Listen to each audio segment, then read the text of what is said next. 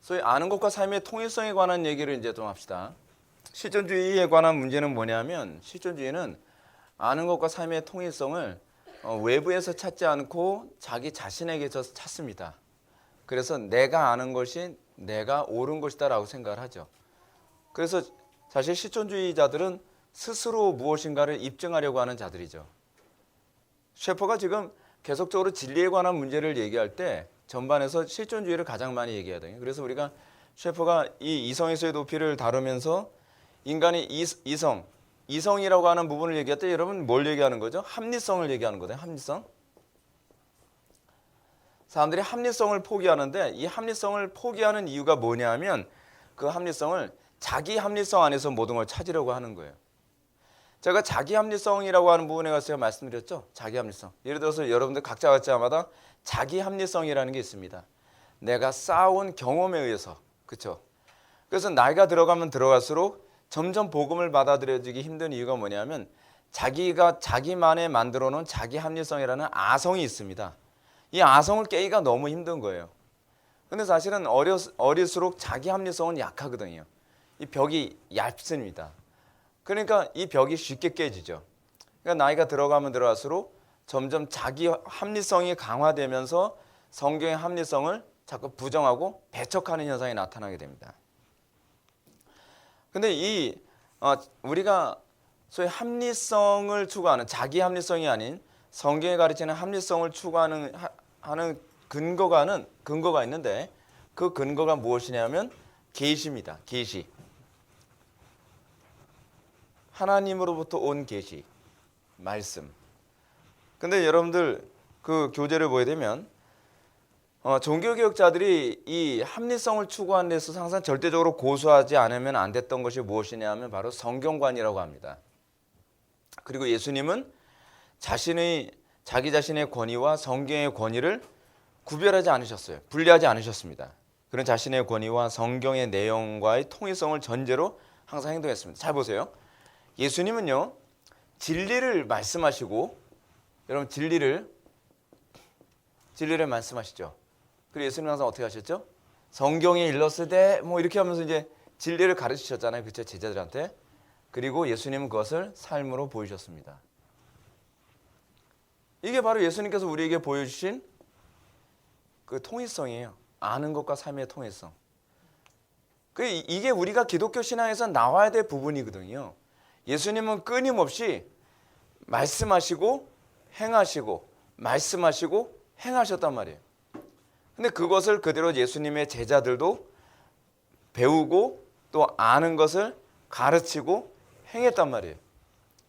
거기서 수많은 이방인들이 이 복음의 위대성 안에 들어오게 되는 겁니다. 그래서 이 삶이라고 하는 영역이 나오게 될 때는 흥미로운 게 여기 항상 무엇이 같이 들어가냐면 인격이라는 것이 들어가게 되죠. 그렇죠? 인격. 셰퍼도 여기서 그렇게 얘기합니다. 이 모든 것에는 마지막 패러그래프입니다. 이 모든 것에는 인격적 요소가 포함되어 있다. 왜 그렇죠? 복음은 하나님의 인격에서 나온 것이고 또한 복음은 성도의 인격을 통해서 나오는 것이기 때문에 그래요. 그렇죠? 하나님의 인격을 통해 우리에게 주어졌고 이것이 외부로 나올 때는 표출될 때는 성도들의 인격을 통해서 나오는 것이 바로 복음이기 때문에 그렇습니다. 그리스도는 만물의 주시오. 즉 인생의 모든 면의 주님이시다. 만약 예수가 나의 지적 생활 전체의 주가 아니라면 그를 알파와 오메가요 처음과 나중이요 만물의 주라고 아무리 말해도 소용이 없다. 그렇죠? 우리 말로는 얼마든지 그렇게 얘기하죠. 예수는 나의 주, 나의 하나님. 뭐 찬양할 때도 막 눈물을 흘리면서 나의 주, 크고 놀라운 하나님, 할렐루야, 아멘. 그래서 존재론을 얘기하는데 윤리에선 아니에요. 그렇죠? 아는 것과 삶의 통일성이 사실은 윤리는 뭐예요? 삶, 인격이거든요. 이거거든요, 이거. 근데 이게 안 나오는 거예요. 그러니까 아무리 이걸 얘기한다 할지라도 소용이 없다. 만약 내가 그리스도의 주되심을 찬양하면서 나 자신의 자율적인 생활을 그냥 고집한다면 자율적인 생활. 예를 들어서 교인들 입에서 수시로 나오는 얘기가 있어요. 성경이 이렇게 얘기했잖아요. 성경 말씀대로. 이렇게 해야 되면 그것이 성경의 가르침에 부합한다 한다면 우리는 어떻게 반응해야 되죠? 순종으로 반응해야 되죠. 그죠? 근데 요즘 교인들은 어떻게 반응하죠? 성경이 이렇게 얘기했잖아요. 그러면 어쩔 수 없어요. 현실적으로 어쩔 수 없어요. 지금 그 얘기하고 있는 거예요. 자율적인 생활, 자율. 어쩔 수 없어요 라고 하는 이 표현은 무슨 얘기가 있는 거죠? 자기 합리성이 있는 거예요. 그렇죠? 제가 목사님들하고 이제 그 개혁파 목사님들하고 이제 그런 얘기를 합니다. 그 개척을 하면서 아무리 힘들어도 투잡 뛰면 안 돼요. 우리가 말씀과 기도에만 우리 전무해야 되고 하나님께서 먹여 살릴 것이다 라고 생각을 하면서 기도와 말씀에 올인을 해야 된다고 그렇게 얘기해야 되면 목사님 말이 맞긴 맞는데 아니 맞는다고 아예 말을 하지 말든지 맞긴 맞는데 현실적으로 아니 현실이 왜 나와요? 현실이라고 하는 말을 할 땐요 성경은 비현실적이라는 말의 의미예요. 성경의 가르침이 비현실적이라는 말은 성경은 진리가 아니라는 표현이에요. 진리라는 말만큼 현실적인 표현은 없죠. 그렇죠? 여러분 진리라는 말은요 현실적이란 얘기예요. 사실은요. 예를 들어서 여러분 진리라는 단어와 동의어로 사용되는 게 여러분 뭔지 아세요? 법칙이죠. 뉴턴의 뉴턴이라고 하던데 우리 아들이 뉴턴의 만류의 법칙 이론입니까? 현실이에요. 중력의 법칙 현실이란 말이에요. 현실이기 때문에 현실에 전혀 위배가 되지 않기 때문에 그거를 법칙 진리라고 얘기한단 말이에요. 근데 뭐라고 얘기하냐면 교인들이나 목회자들 입에서조차도 현실적으로 그러면 현실적으로라는 이 말이 떨어짐과 동시에 그 사람은 성경은 진리가 아니다라고 자기 입으로 스스로 고백하고 있는 거예요. 이게 어떤 말을 하고 있는지를 전혀 인식을 못하고 있는 거예요. 심각한 문제거든요. 우리는 어떤 태도로 예를 들어서 하나님께서 네 아들 이삭을 바쳐라 하셨단 말이에요. 근데 아브라함이 주여 현실적으로 그래도 주께서 노년에 그것도 10살도 아니고 100살 때 주신 아들인데 이건 안 되죠. 그거는 하나님의 명령을 진리라고 생각하지 않는 거죠. 예수 믿는 것은요 하나님의 말씀이 현실이라고 믿는 거예요. 현실이요. 그런데 우리는 하나님의 말씀이 현실과 동떨어진 거라고 생각해요. 그것이 사실은 그래서 나타나는 것이 뭐냐면 요즘 그래서 대부분의 교회들이 하나님의 말씀 성경을 재해석이라고 하는 가공을 하죠. 이 재해석이라고 하는 가공을 하는데 가장 쓸모있는 철학적 체계가 바로 실존주의입니다.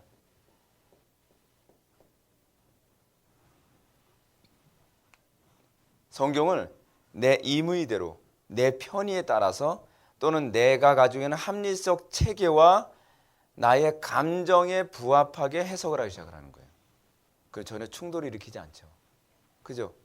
그 부담스러운 말씀 원수를 사랑하라 라고 하는 이 말씀 너무 여러분 제가 이름만 되면 아는 그 유명한 목사님 있습니다. 그 목사님이 주기도문 강해를 하면서 이런 얘기하는 거예요. 성경에 네가 다른 사람의 죄를 용서해주면 나도 너의 죄를 용서해주리라.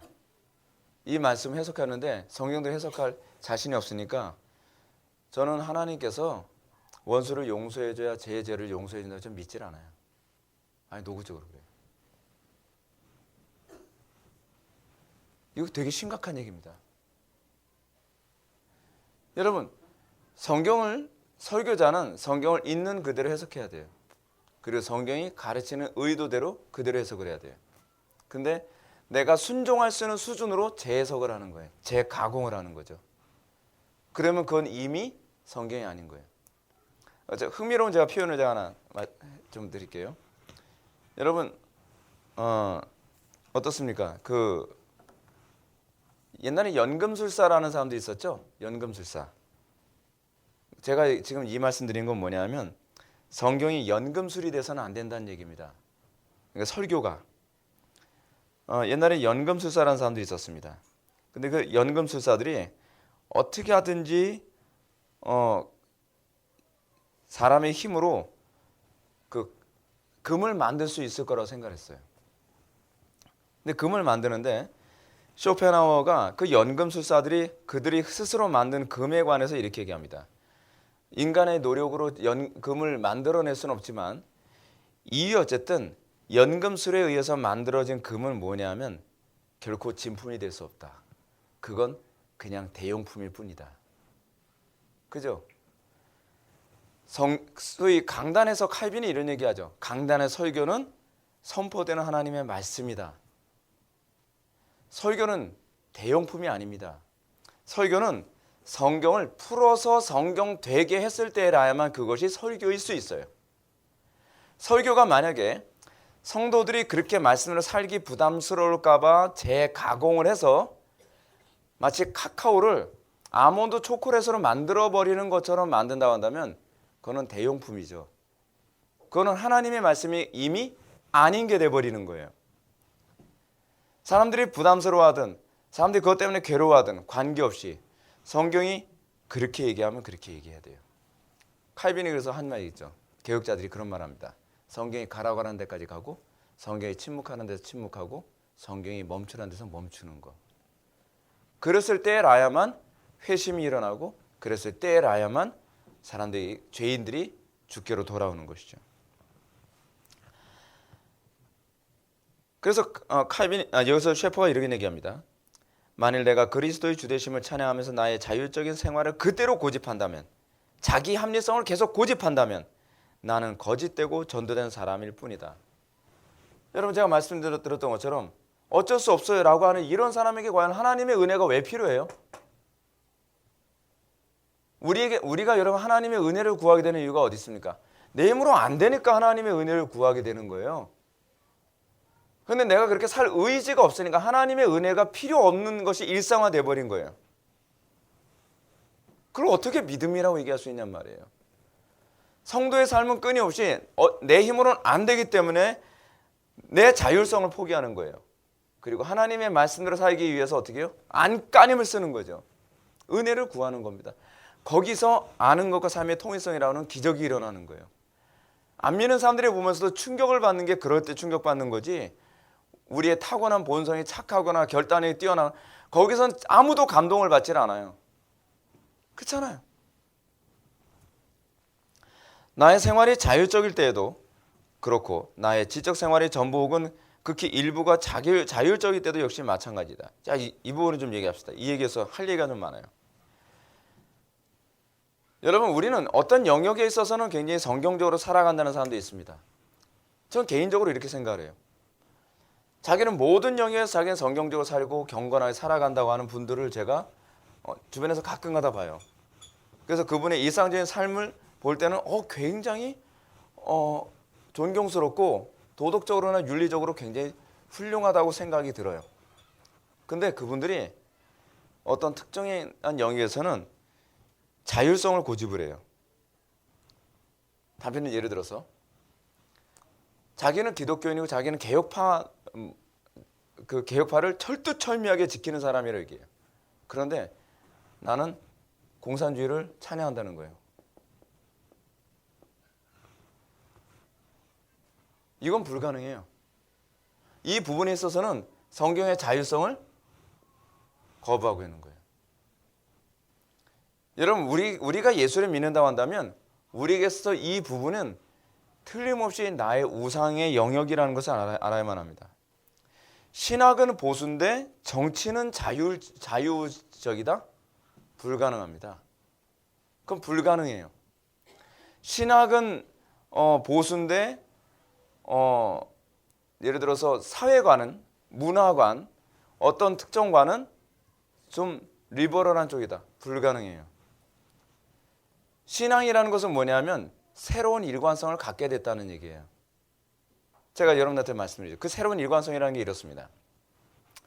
루터가 처음 회심하게 될 때 그는 칭의론이라고 하는 칭의론에 대한 문제부터 그의 심령 속에 개혁이 일어납니다. 제가 그 오해를 사지 않도록 이 부분을 얘기해 드릴게요. 정치관이 진보적일 수 없다고 하는 이유는 뭐냐면 소위 어느 나라든지 정치관의 진보성을 추구하는 사람들은 동일하게 동성결혼 합법화를 동의해야 돼요. 그렇지 않으면 침묵해야 돼요. 적어도 반대는 안 해요. 이슬람에 대해서 침묵해야 돼요. 또는 반대하면 안 돼요. 또 PC, 그 퍼스널 컴퓨터가 아니죠. 이 PC. 그 PC가 뭐였죠? 그게 뭐 약자였지? 폴리티컬 컬렉티네스. 이거 동의해야 돼요. 그리고 도덕적 리버럴리즘 다 인정을 해야 돼요. 어떻게 가능하죠? 그 모든 것이 전제가 마르크스주의를 전제로 하고 있고 그 전제가 유물론을 전제로 하고 있단 말이에요. 단순한 문제가 아니에요. 그 사람은 지금 일관성 하나를 포기한 것이 아니라 사실은 그 일관성이 전체를 다 아우르고 있는 거예요. 저는 그런 분들한테 이런 질문을 던지고 싶어요. 당신이 가지고 있는 삶의 일관성은 성경에 근거하고 있나요? 아니면 이 철학에 근거하고 있나요? 라고 질문을 던지고 싶어요. 만약에 신학에 근거하고 있다면 당신은 이 정치관을 포기해야만 합니다. 만약에 당신이 이 정치관에 근거하고 있다면 당신은 신학을 포기해야만 합니다. 실제로 우리 교회에 그런 분이 오셨어요. 굉장히 머리 좋은 사람이에요. 그 사람은 개혁파 교회가 인천에 여기 있다고 해서 그 먼 곳에서까지 찾아오신 분이에요. 공부 엄청 많이 한 분이에요. 머리가 스캐너예요. 근데 그분이 모든 면에서 개혁주의 노선을 추구한다고 얘기하는데 놀랍게도 그분이 정치관에서는 철저히 리버럴이에요. 그래서 계속 제가 설명을 했죠. 설득을 하고 이해를 시켰어요. 그랬더니 그분이 너무나 기분이 나빠서 나중에는 교회를 떠났어요. 근데 시간이 지났어요. 그분의 카카오톡 상태 메시지 보니까 칼 바르트를 최고로 자기가 섬기는. 그렇죠.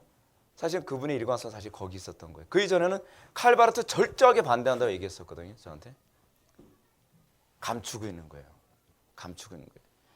진짜 그분의 종교는 개혁파 신학이 아니었던 거예요. 그러니까 여러분들 우리가 정말 조심해야 되는 게 뭐냐면 내가 신앙적 일관성에 이탈되어 있는 어떤 삶이 있을 때 여러분 그게 여러분들 진짜 여러분들의 진 모습일 수 있다는 거예요. 우리는 가끔가다 이렇게 하죠. 이거 하나인데 뭐. 근데 그 일부가 사실 당신이 감춰놓은 진짜 모습일 수 있습니다. 자율적인 것은 무엇이든지 다 잘못입니다. 제가 루터 얘기했죠. 루터 칭의론. 루터가 회심하면 칭의론에 대한 이해와 동시에 회심했습니다. 루터의 개혁은 이거로 끝났나요? 루터의 일관성이 칭의론 하나에 대한 이해를 시작을 해서 모든 면에서 개혁이 계속 진행되어져요. 개혁된 게 항상 개혁된다는 거죠. 죽을 때까지 인생이 개혁의 연속이에요. 왠지 아세요? 예수를 믿는 새로운 일관성이 들어오고 나면 한 부분의 개혁이 일어나질 않아요. 저는 개인적으로 그래요. 내가 회심했습니다 라고 얘기하면서 종교적인 영역에만 개심이 일어나거나 개혁이 일어난 사람들의 신앙을 믿지 않습니다. 예수를 믿고 나서 저는 이제 안 하던 제가 이제 담배도 제가 끊게 됐고 술도 끊게 됐고 근데 다른 영역에 있어서는 하나도 개혁되는 삶이 없어요. 개인적인 프라이빗한 그 삶에 들어와 보면 여전히 세속적이고 여전히 세상적인 삶을 살아가면서 그것에 대한 불편함, 그것에 대한 어떤 영적 부담감을 전혀 느끼지 않고 그걸 계속 진행하고 있어요. 물론 루터처럼 회심한 사람도 어떤 특정한 죄악에 빠져 살기도 하고 특정한 죄가 개혁되지 않고 살 수 있어요.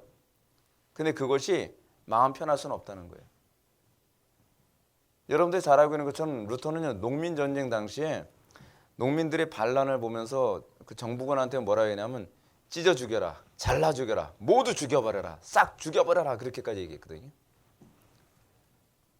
물론 그가 그런 당시에 얼마나 정서적으로 힘든 상태였기 때문에 그런 얘기했는지 전 모르겠어요. 그리고 그분이 엄청난 이 우울증에 빠져 있었기 때문에 그런 말을 할 수도 있다고 생각합니다. 그러나 전반적인 그림을 봤을 때 루터는요, 자기의 삶 전체가 끊임없이 개혁의 삶을 통해서 몸부림치는 삶이었고, 그 삶이 단회적으로 끝나지 않고 죽을 때까지 그의 삶은 항상 하나님 앞에서 일관성 있는 삶을 살았다는 것은 분명합니다. 저는 여러분들에게 그 질문을 던지고 싶은 거예요. 제가 여러분들 괴롭게 하기 위해서 그런 것이 아니라 여러분들 자신에게 속지 말아야 된다는 겁니다. 여러분들은 틀림없이 다 합리적으로 살아가요. 근데 문제는 뭐냐면 자기 합리성이 너무 강하다는 겁니다. 우리는 루터처럼 하나님 안에서의 새로운 합리성에 의해서 기존에 내가 가지고 있었던 합리성이 계속 깨어져 나가는 삶의 연속선상에 있어야 된다는 거예요. 그게 신자예요. 목사님 그런 사람이 얼마나 될까요? 얼마 안 되겠죠. 예수님께서 말씀하셨던 것처럼 좁은 문에 들어가는 사람이 많지 않다고 말씀하셨죠. 구약에서 얘기하는 것처럼 낮은 그 남은 자 사상, 방주 안에 들어간 사람 몇 명이나 됩니까? 소돔과 고모라 성에서 나온 사람 몇 명이나 돼요? 이유 어쨌든 여러분 자꾸 우리는 숫자로 측정을 하면서 자꾸 자기 위안을 얻으려고 하는데 그러지 마세요. 여러분 옆 사람하고 같이 지옥 가면 그래도 마음이 편합니까? 그렇게 생각하면 안 되잖아요. 학교 다닐 때 이제 그러더라고요. 학교 다닐 때 선생님이 막 말도 안 되게 숙제를 엄청 많이 하죠. 그럼 학교 갔을 때 숙제도 못했네, 큰일 났다. 우리는 선생님 막 당구채로 때리고 막 그랬거든요. 근데 지금 야 숙제 왔어. 야 그럼 어떻게 하나, 나도 못했다. 야. 그럼 굉장히 위로가 되죠. 네. 근데 지옥은 그런 위로가 안 돼요, 여러분. 지옥은요. 여러분 그 패러그래프 밑에서 넷째 줄 보면 무슨 이름으로 하든 하층부가 자율적이 되면 순식간에 하층부가 상층부를 잠식하게 된다는 사실을 우리는 이미 고찰하였다. 즉 하나님만 자취를 감출 뿐 아니라 자유와 인간 역시 사라지고 만다. 무슨 얘기입니까? 자율이라고 하는 것은 예를 들어서 여러분 윤리도덕의 자율. 자율이라고 하는 말은 누구에게만 해당되는 단어라 했죠? 하나님에게만 해당되는 단어죠. 자기의 지적인 영역에 있어서 성경의 통제를 안 받겠다. 그러니까 다시 얘기한다면 자기 합리성 이란 말은 자유를 의미하고요. 자유를 의미한다는 것은 내가 곧 하나님 된다는 것을 얘기해요. 자, 그것과 관련해서 요즘에 교회 안에 들어온 또 다른 자기 합리성을 추구하는 방식 중 하나가 내적 치유와 구상화, 이 책 여러분들 좀 읽어보시면 좋은데, 그래서 이 책에서 이제 그런 얘기를 합니다. 이거 정태영 목사님이 아주 좋은 책을 쓰셨는데 이분의 단점은 항상 두껍게 쓰신다는 게 사람을 참 힘들게 만드세요. 네. 아주 치명적인 단점입니다.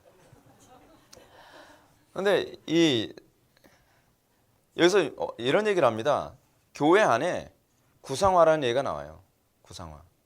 구상화가 뭐냐면 교회 안에서 사람들이 끊임없이 자기 합리화를 하는 방식이 자기 내면에서, 이거를 이제 이분이 실존주의를 얘기하는데, 자기가 생각하는 것이 곧 하나님의 음성이라고 생각을 하는 거예요. 침묵기도, 그렇죠, 관상기도, 그런 거죠. 자기의 마음속, 예를 들어서 어떤 것만 계속 몰입하면서 막 기도를 하면 하나님께서 이걸 들어주실 거라고 믿죠. 그건 뭐예요? 결국 이 구상화라는 말을 이렇게 표현합니다. 머릿속에서 생각하던 것을 현실화되게 함. 생각과 말과 상상을 통하여 자신이 바라는 것을 실현시킬 수 있다는 뉴에이지 사상. 구상화란 상상을 현실화시키는 메커니즘이다. 자신의 마음속에 자기가 바라는 것을 계속해서 상상하고 계속해서 거기에 초점을 맞추어 그 상상 속의 어떤 것을 현실 속으로 만들어낸다는 것. 그래서 요즘 어떤 설교가 유행이죠? 꿈을 꾸십시오. 계속 그걸 위해서 여러분 묵상하십시오. 꿈은요, 내가 꾸는 게 아니라 하나님께서 주시는 거예요. 아니 요셉이 자기가 애굽의 총리 되기 위해서 그 꿈 꿔야지. 그 꿈 꿔야 되는데 그 꿈 꿨는데 꿈을 꿨더니 몸종으로 이 꿈이 아닌데, 그래서 꿈을 자꾸 그런 게 아니었거든요. 자기 의지와 관계없이. 자꾸 이런 식으로 하면 안 된다는 거죠. 근데 그 개념이 뭐냐면 오컬트라는 거예요. 그게 그 근원이 어둠의 영이거든요. 어둠의 영. 이런 부분에 관해서 이제 폭로를 합니다. 근데 실존주의가 그거예요. 내가 하나님 역할을 하는 거예요. 성경을 읽으면서 성경을 내 방식대로 생각하고 기도하면서 내가 기도한 그래서 여기서 이 얘기를 합니다. 오늘날 문제는 뭐냐면 자기의 체험을 너무 절대시한다는 거예요. 체험 중요하죠. 근데 체험을 진리 기준에 넣는 거예요. 그래서 체험을 했으면 예를 들어서 어떤 사람이 병 고침 받았으면 이게 절대화되는 거예요. 예를 들어서 어떤 분이 어떤 그 목회자 이단이다라고 하면 목사님 몰라서 그래요. 거기 가서 병 고침 받는 사람이 얼마나 많은데요. 아니 이거하고 진리하고 무슨 관계가 있어요? 어떤 목회자 정말 교리적으로 문제가 많이 있습니다. 목사님 몰라서 그래요. 그 사람 내적 치유 통해서 얼마나 많이 사람들 그 유익을 얻었는데요. 얼마나 변화가 되는데요. 아니 체험을 했으면 성경에 뭐라고 얘기해도 먹혀 들어가지가 않는 거예요. 체험이라는 것 자체가 이제 자기 하나님화하는 거죠. 여러분 체험이 먼저인가요? 아니면 진리가 먼저인가요? 둘 다예요. 우리의 체험은 진리로 반드시 점검이 돼야 되고 우리의 진리는 항상 체험으로 현실화되어야 돼요. 우리가 아는 것이 삶으로 현실화되지 않는 그 지식은 사실은 잘못 이해한 지식이거나 내가 믿지 않는 지식일 가능성이 많은 거고요. 나의 지식이, 나의 체험이 교리를 통해서 입증되지 않으면 그 지식은 아무리 위대한 지식, 홍해 바다를 갈랐을지라도 그거는 신뢰할 수 없는 체험이 돼야 되는 거예요. 근데 그런 식으로 점점 자기 신격화에 빠져가는 것이죠.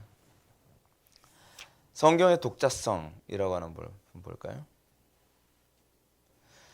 성경의 독자성에서 여러분 이 부분 한번 좀 보셨으면 좋겠습니다. 여러분들 그 부분에서 하나, 둘, 셋, 네 번째 패러그래프를 보시게 되면 성경의 가르침은 다른 사상과 전혀 다르다. 성경은 인간이 마땅히 해야 할 일, 즉 자기에서부터 시작하는 일을 할 수 있는 이유를 말해주는 유일한 종교 또는 철학 체계이다. 사실상 우리 자신을 떠나서는 문제를 다룰 수 없다라고 얘기합니다. 이게 무슨 말인가? 인간이 마땅히 해야 할 일, 인간이 마땅히 해야 할 일이라는 게 여러분 뭘 얘기하는 걸까요? 윤리도덕을 얘기하는 거예요. 이 부분에 있어서 그러니까 인간은 당연히 이렇게 살아야 돼라고 하는 것을 누가 제시하죠? 성경이 제시하죠. 근데 여러분 우리는 그거에 대한 기준이 지금 모호한 시대에 살고 있습니다. 그렇죠? 인간이 마땅히 해야 할 일이 뭐죠? 요즘 짐승하고 또는 동성애자들 인간이 마땅히 해야 할 일이 기준이 다 무너져 버리고 말았어요. 중국 가면 막 요즘 위험한 사람들 많잖아요. 장기를 막 빼서 막 팔기도 하고 몸 안 좋은 사람 가까다가 막 그 중국 갔다 오고 나면 몸이 좋아져서 오기도 하고 그러잖아요. 다른 장기를 딱 달고 와가지고 뭐 그런 것들. 여러분 인간이 마땅히 해서는 안 되는 일이죠. 근데 그 기준이 다 무너지는 거예요. 꼭 그런 얘기하죠. 돈 없으니까 꼭 그따 소리 하지. 그러면서요. 근데 그건 아니죠. 우리가 마땅히 해야 할 일에 관한 선을 누가 제시하느냐? 성경이 제시한다는 거죠. 근데 이 부분과 관련해서 여러분들 먼저 190 그 100이 앞죠. 92페이지. 92페이지 넘어갑시다. 인간이 마땅히 해야 할 일을 두 가지로 얘기합니다. 두 가지 관점에서 해석할 수 있는데 첫째는 뭐냐면 합리적인 또는 인본주의적인 개념에서 보는 관점이에요. 즉 다른 모든 동물과는 전혀 여러분들 그 자신에게서부터 시작했으나라고 하는 부분 있죠. 거의 네 번째 줄을 보시기 바랍니다. 그 첫째는 합리적인 또는 인본주의적인 개념, 즉 다른 모든 사물과는 전혀 무관하게 자율적으로 시작할 때 인간은 궁극적으로 진리로 향하는 교량을 세울 수 있다는 생각이다. 인간이 마땅히 해야 할 일, 제가 이제 설명해 드릴게요. 제가 설명해 드리는 게 훨씬 더 쉬울 것 같아요. 성경을 상실한 세대의 문제, 교회 안에서 성경을 상실한 교회들에게 나타나는 특징이 뭐냐면 인간이 마땅히 해야 할 일에 관해서 인본주의적인 입장에 있는 사람들은요 자율적이죠. 이 자율적이라는 방식이 좀 다양해요. 어쨌든 상황에 따라서 인간이 해야 할 일에 대해서 수시로 바뀌죠. 그러니까 상황이 자기가 괜찮을 때는 인간이 저렇게 살면 안 되지. 그래서 자기가 불리하면 그렇게 살 수도 있지. 수시로 바뀌어가는 거예요. 자율적인 사람들. 그리고 환경에 따라서 다르죠. 사회적 분위기가 달랐을 때. 그래서 인간이 해야 할 일에 관한 인간이 당연히 해야 될 문제가 시대와 상황과 모든 상황에서 계속 뒤죽박죽이 돼버리죠. 근데 신본주의 입장에서는 어떨까요? 신본주의 입장에서는 성경이라고 하는 절대 기준이 얘기하죠. 하나님께서 인간을 창조하실 때 하나님의 형상대로 창조된 인간이 당연히 해야 될 일이 무엇인가? 간단하죠? 뭐죠? 하나님을 영화롭게 하는 거죠. 우리가 웨스트민스터 신앙고백서 맨 첫 번째 나오는 것처럼 하나님을 영화롭게 하는 것, 영원토록 그를 즐거워하는 것, 하나님의 영광을 위해 사는 것, 하나님 사랑, 이웃 사랑. 우리는 신본주의 입장에서 있을 땐 성경이 기준이 돼서 이게 간단합니다. 근데 교회 안에서 성경을 잘 안 가르치면 이 기준이 뭐예요? 교인들끼리 이기적이고 싸우고 다투고 교회가 세상하고 다를 바 하나도 없는 거예요. 그렇죠? 신앙생활하면서도 종교생활하면서도 다 자기 바쁜 거, 자기 이익, 자기 환경 그거 다 따져가면서 교회 생활하죠. 요즘 상당수의 교회들 보게 되면 교인들이 다 자기 중심적이죠. 저 바빠서 안 되고요. 수련회 가는데 뭐 어쩌고 저쩌고 교회가 이번에 행사하는데 참석할 수 있는 너는 어쩌고 저쩌고 마땅히 해야 할 일에 대한 일관성이 요즘 교회들도 점점 무너지고 있죠. 왜요? 성경을 안 가르치기 때문에 그렇습니다. 그래서 세상은 똑같죠. 그리고 목회자들은 그런 사람들이라도 교회에 많이 붙어 있도록 하기 위해서 자꾸 그들의 필요를 자꾸 채워주는 얘기를 자꾸 하죠. 다시 돌아와서 그 다음 패러그래프 한번 보실까요? 우선 성경은 태초의 만물이 인격적이고 무한하신 언제나 존재하시는 하나님에 의하여 지음받았다는 것을 말한다. 따라서 만물은 근원적으로 비인격적이기보다는 인격적이다. 그래서 하나, 둘, 셋, 네 번째 줄 더 밑으로 내려와서 이 말을 공간적인 의미로 사용하는 것이 아니라는 창조는 신의 본질의 연장이라고 보는 범신론의 견해를 부인하기 위해서 쓰인 것이다. 무슨 얘기냐면 태초에 하나님이 천지를 창조하셨다라고 했을 때 천지를 창조하신 것이 어떻게 해요? 하나님에 의해서 유출된 것이 아니라 하나님께서 자기 몸 밖에 창조하셨죠. 그것이 뭐냐면 우리가 신의 연장선에 있는 게 아니라는 거예요. 우리는 신이 아니에요. 우리는 신성이 있는 것이 아니에요. 범신론자들은 어떠냐면 세상의 모든 것이 신에 의해서 유출된 결과물이라고 보는 거예요. 그렇게 되면 심각한 문제가 발생하죠. 어떤 문제죠? 악도 신의 유출 중 하나예요. 악의 기원이 어디 있는 게 돼버려요? 신에게 있는 게 돼버린 거죠. 이제 또 이런 얘기하면 이런 질문하죠. 목사님, 그럼 하나님께서 창조하셨기 때문에 어떤 악이 존재하는 거 아닌가요? 아니요. 악은 하나님께서 창조하지 않으셨어요. 아니 창조하지 않았는데 그러면 악은 스스로 있는 건가요? 그럼 하나님하고 동등이네요. 만유교하고 만유교의 말이 더 맞는 거 아닙니까? 그것도 아니에요. 아니 그럼 악이 존재하지도 않는데 그럼 어떻게 존재하는가요? 존재하지 않는 것이 존재 방식이에요. 이게 무슨 궤변이에요? 궤변 아니에요. 맞는 얘기예요. 우리는 존재하지 않는 것에도 우리는 명칭을 구사해요. 그렇죠? 그 개념 중 하나가 그림자죠. 그림자는 존재하기 때문에 명칭이 있는 것이 아니라 존재하지 않는 걸 표현하는 것이 그림자죠. 그래서 악을 어둠이라고 표현하는 거예요. 그렇죠? 여러분 어둠이라는 공간은 어떤 공간입니까? 존재가 없는 영역을 어둠이라고 얘기하잖아요. 그렇죠? 빛이 비춰지지 않는 영역을 어둠이라고 그러죠. 악은 창조된 것이 아니라 악은 하나님의 은혜가 비춰지지 않은 영역이에요. 그래서 악에 빠지면 점점 어떻게 되죠? 모든 것이 존재가 없어지죠. 악에 빠지면 점점 어떻게 돼요? 가정이 없어지고 사회가 없어지고 하나님의 창조의 모든 것이 다 없어지죠. 소멸의 의미예요. 그게 바로 악이고 그것이 바로 죄죠. 예. 자, 그 다음 패러그래프를 한번 봅시다. 이와 같이 의의가 있는 역사 속에서 하나님께서 인간을 특별히 자기 형상대로 만드셨다고 성경은 말한다. 만약 인간의 기본적 관계가 위에 있는 것을 이해하지 못한다면 아래쪽에서 그것을 발견해야 할 것이다. 기본적인 인간관계를 아래쪽에서 찾아 결국 자신을 동물과 관련시키는 사람은 벌써 캐캐목은 옛사람이다. 오늘날 현대에는 자신을 인간과 관련 지으려 한다. 그렇죠. 문제가 여기에 있습니다. 이 세상은 인격적인 하나님에 의해서 기원이 출발합니다. 그래서 우리 이 모든 관계는 하늘에 계신 하나님과 관계를 맺습니다. 하늘에 계신 하나님과 관계를 맺는 데에 관심을 갖지 않게 되면 인간은 자동적으로 하늘이 아니라 아래에 있는 것과 관계를 맺는 데 관심을 갖게 됩니다. 그죠? 보세요. 요즘 전 세계에서 일어나는 현상 그거 아닙니까? 인간이 있는데 인간이 하늘에 계신 하나님과 관계를 맺는 데 관심을 없는 사람들은 땅에 있는 동물, 그런 물질, 재물 같은 거요. 또는 뭐 기타 등등 그런 것들. 하다못해 요즘 뭐죠? AI하고도 이제 관계를 맺는 쪽으로 가고 있죠. 점점 그렇게 가고 있어요. 여러분들이 세상에 집착하고 있다는 것은 그만큼 하나님하고 멀어져 있다는 것을 의미하고요. 여러분들이 하나님하고 가까워지면 가까울수록 우리는 세상과 점점 멀어지게 되어 있습니다.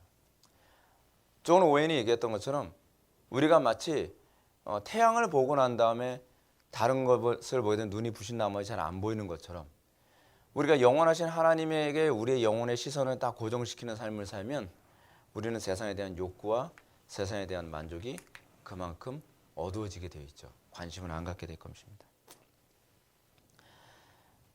그래서 만일 우주의 기원이 그 다음 패러그래프입니다. 그 다음 만일 우주의 기원이 본래적으로 인격적이라는 것을 부정한다면 그 다음에 오는 결과는 무엇인가? 인간은 비인격적인 것 플러스 인간 플러스 우연히 산물이라는 해답밖에 없다. 그렇죠? 하나님을 배제하고 과학이 진행되려다 보니까 세상을 다 우연의 산물로 계산할 수밖에 없는 거죠. 시간, 우연. 그죠? 그래서 결국 인간이 만들어내는 건 어떤 결론에 도달하죠? 결국 인간은 비인격으로 해석밖에 될 수가 없는 거예요. 그러니까 여러분 인격으로부터 인격이 나올 수는 있죠. 근데 무인격으로부터 인격이 나올 수는 없단 말이에요. 근데 끊임없이 수많은 철학자들이나 과학자들이 무인격으로부터 인격이 나올 수 있다는 걸 입증해내려고 계속 애를 썼는데 결국 계속 실패를 했어요. 그러면 실패하면 사람들이 어디로 갈까요? 그럼 결국 인간도 물질에 불과하다고 하는 비인격으로 해석하는 것밖에 안 되죠. 그럼 점점 인간을 어디로 떨어뜨려요? 짐승화시키고 나중엔 기계화시켜버리는 거예요. 그것이 인간이 선택할 수밖에 없는 길이에요. 복음을 안 전하면 안 되는 이유. 세상이 복음화되지 않으면 안 되는 이유가 뭐냐 하면 인간이 하나님과 관계를 갖는 걸 포기해버리면 인간은 점점 비인격을 선택하는 것밖에 방법이 없어요. 그래야 우리가 존재한다는 걸 입증할 수 있는 거예요. 그죠? 인간의 사고 구조가 그렇게 가는 거예요. 그게 철학이거든요. 그래서 여러분 필요한 지식의 원천 이 부분 이건 패스하고요. 요것만 얘기가 마칩시다. 어둠 속에서 도약하는 정신. 좀 더 있네요. 어둠에서 도약하는 정신. 현대인은 진리에 대한 새로운 자세를 받아들임으로써 현대의 위치에 이르게 되었다. 이것은 다른 어떤 분야에서보다 현대 신학에 가장 철저하게 또한 비극적으로 나타나 있다. 진리에 대한 이 새로운 자세를 고찰하기 위하여 우선 진리에 대한 두 가지 개념을 상고하기로 하자라고 얘기합니다. 그 진리에 대한 두 가지 개념이 무엇인가? 첫째는 히라빈의 진리의 개념과 유대인들의 진리의 개념입니다. 히라빈들 하게 되면 좀 잘 와닿지 않죠. 히라빈들, 히브리인들 얘기하는 건가? 아니죠. 헬라인들 얘기하는 거죠. 그리스인들. 그러니까 진리에 대한 두 가지 인식 방식이 있는데 크게 딱 둘로 나눠져요. 하나는 뭐냐면 그리스인들이 생각하는 진리의 개념. 두 번째 뭐냐면 유대인 또는 히브리인들이 생각하는 진리의 개념이 있습니다.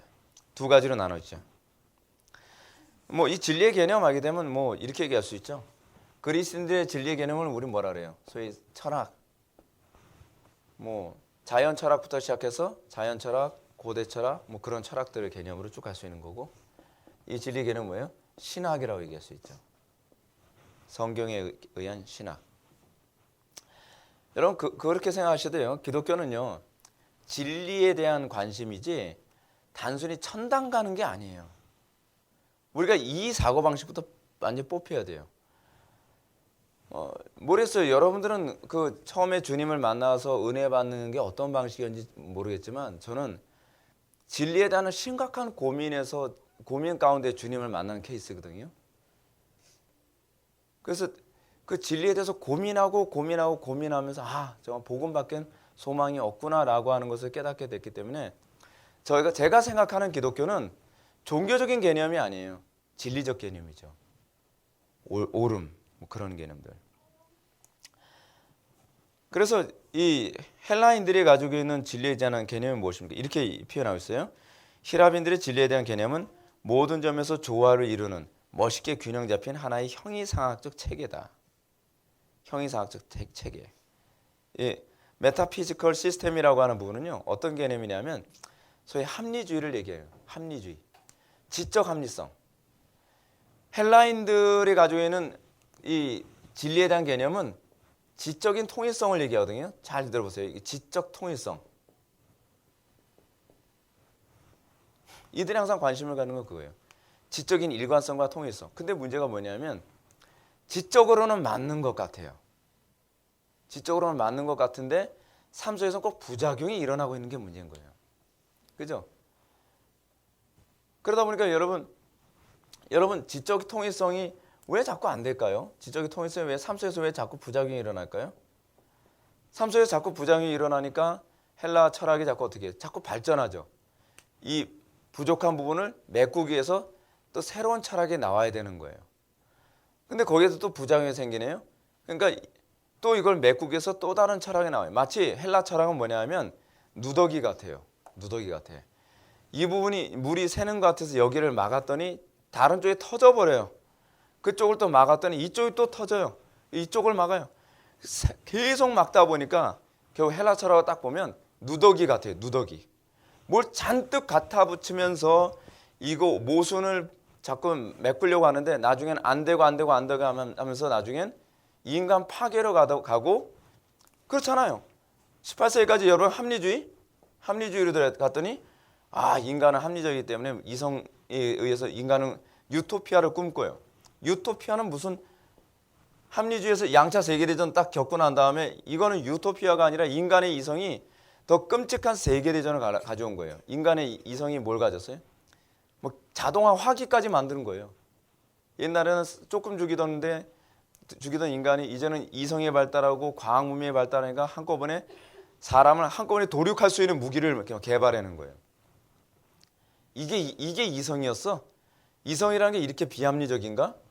그 사람들이 이것에 대해서 포기하잖아요. 그래서 어디로 가요? 이성에 대한 포기 때문에. 나중에는 아예 이성적 합리성을 포기해버리죠. 합리성 자체를 포기해버리죠. 그래서 그 후기 근대주의로 가잖아요. 근대주의는 뭐예요? 합리주의를 추구하는 것이 이제 근대주의거든요. 근데 후기 근대주의는 뭐예요? 모든 합리성을 다 포기했어요. 모든 건 다 상대적이다. 그러니까 포스트 모더니즘이라고 그러죠. 그러면서 인간은 비인간화를 하죠. 비인간화. 짐승하고 다를 바가 없고 기계하고 다를 바가 없는 존재로 가버리는 거죠. 그게 인간이에요. 그게 인간. 낭만적이죠.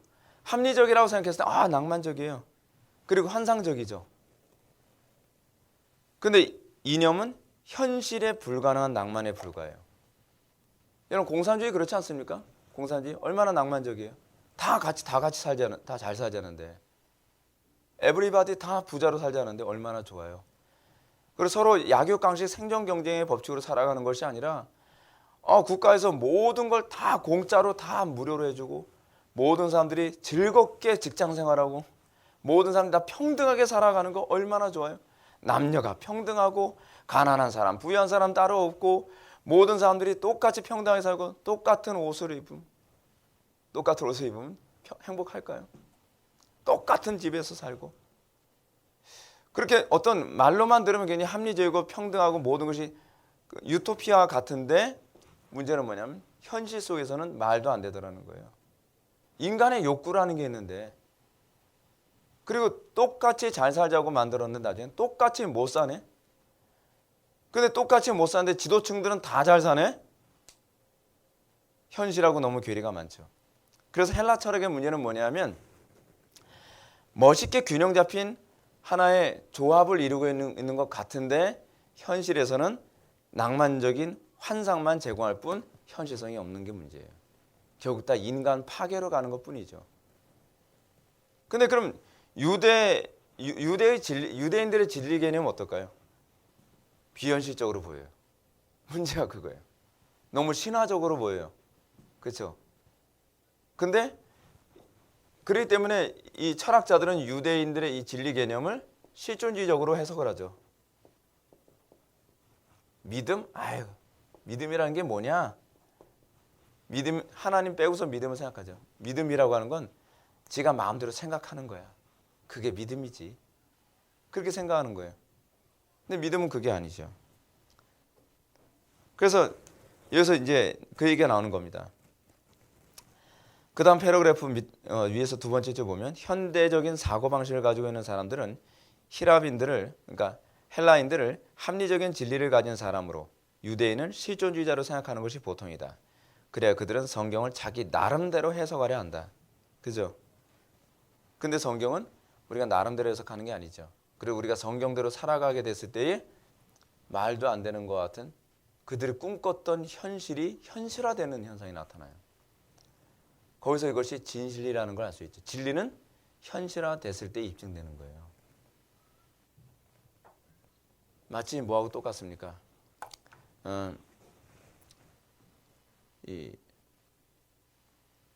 뭐예요?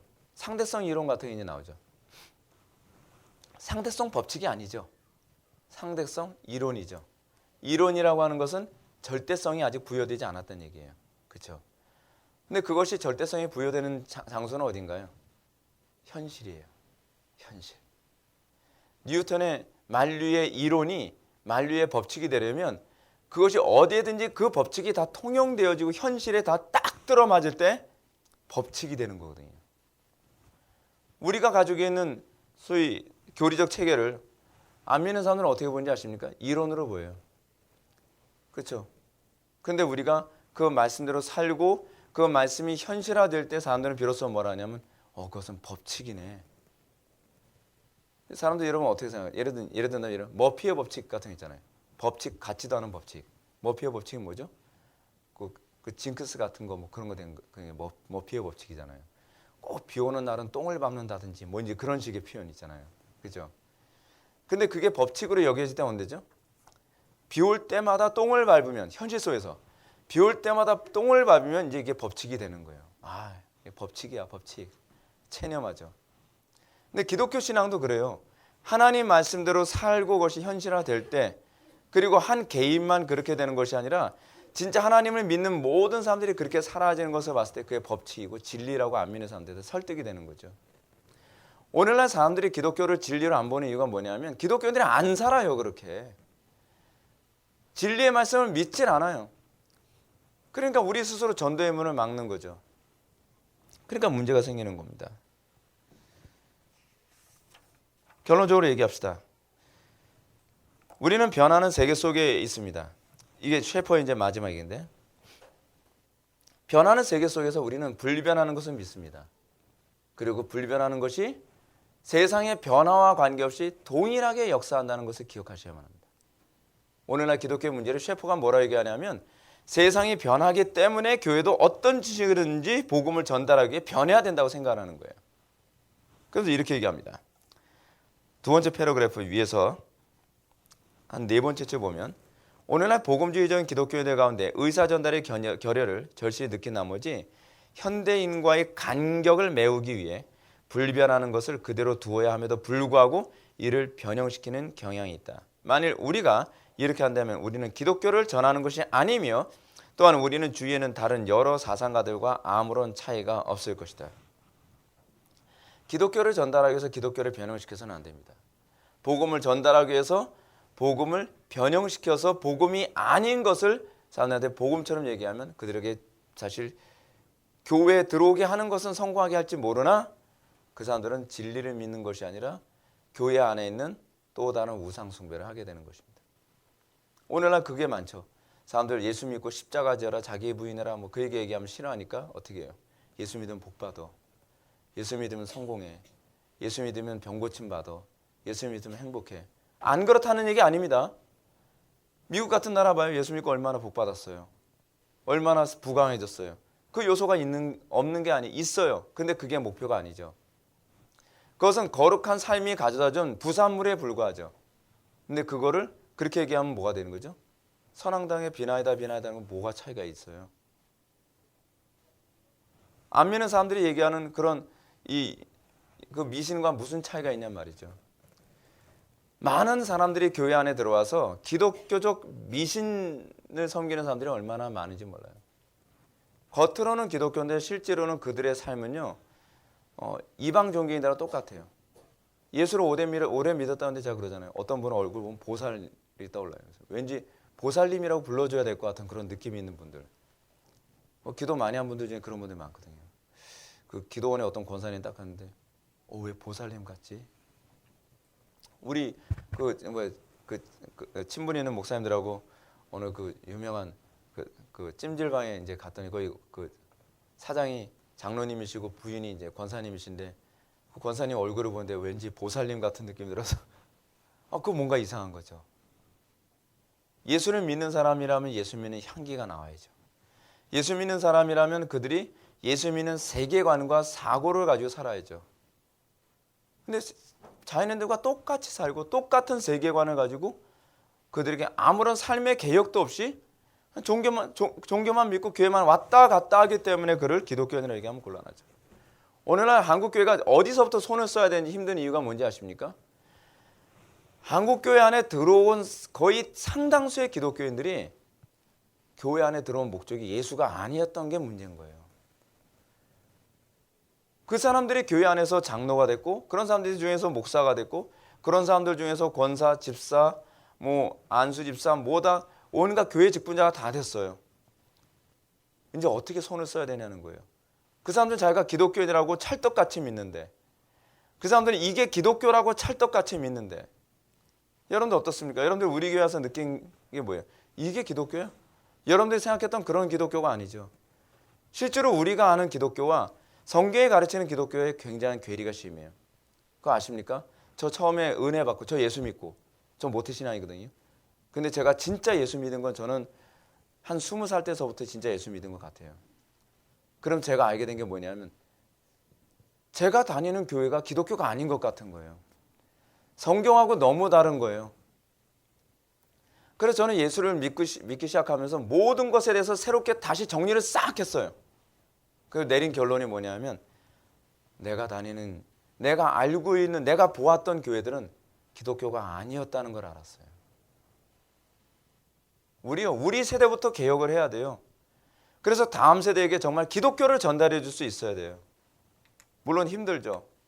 그러나 누군가는 이 총대를 매야 되고, 그래서 정말 기독교다운 기독교를 다음 세대에 전달해 줬을 때 그 다음 세대는 정말 기독교다운 기독교를 믿는 한 세대가 만들어질 거라 믿습니다. 기도하시겠습니다. 사랑이 많으신 하나님, 우리가 주님 은혜 가운데에 프란시스 쉐이퍼의 이성에서의 도피를 이제 마치게 되었습니다. 우리가 듣고 아는 것으로 끝나지 않게 하여 주시고, 아는 것이 삶의 통일성으로 나와서 우리가 아는 것이 이론이 아니라 법칙임을, 이론이 아니라 진리임을 만민이 보아 알게 하여 주옵소서.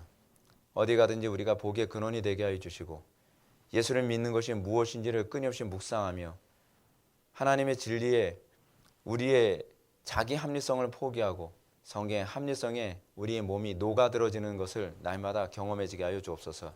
예수님의 거룩하신 이름으로 기도올옵나이다. 아멘.